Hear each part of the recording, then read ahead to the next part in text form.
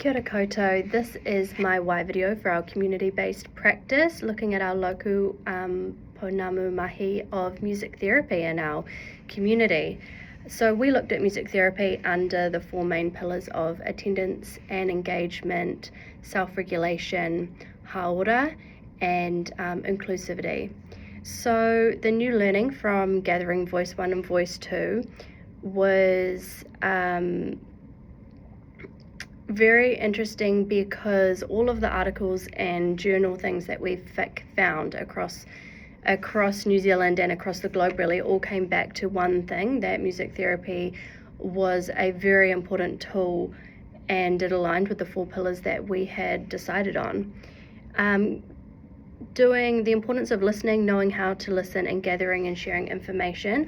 I found the in-person interview that the conversation was much more organic, with less questions. So I went in there with my interview form all planned out with every question that I wanted to ask. But once the conversation started to flow, instead of sticking to those strict questions, I just kind of prompted with the main headings, and that meant that the conversation could share in a more authentic, could share in a more authentic way, and the information was much more rich.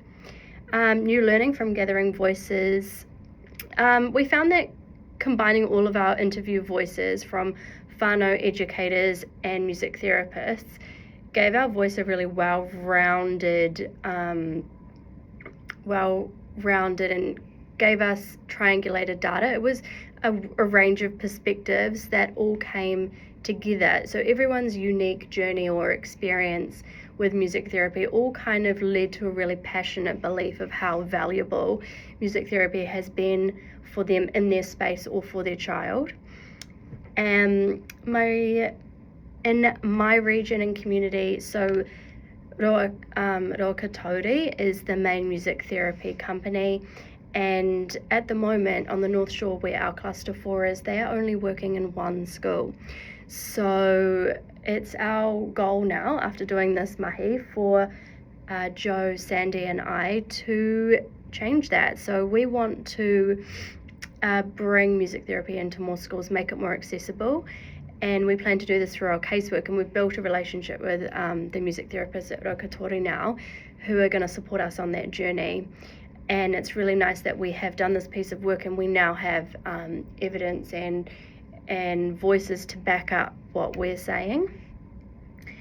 And for me, this journey really did, I'm just looking at the bullet points, push me out of my comfort zone. Number one, by having to reach out to people to contact participants to interview them was a little bit daunting, but I was really blown away by how open and willing everybody was to participate. Felt very lucky in that aspect. And upholding ethical boundaries, which is not something that I hadn't even thought about.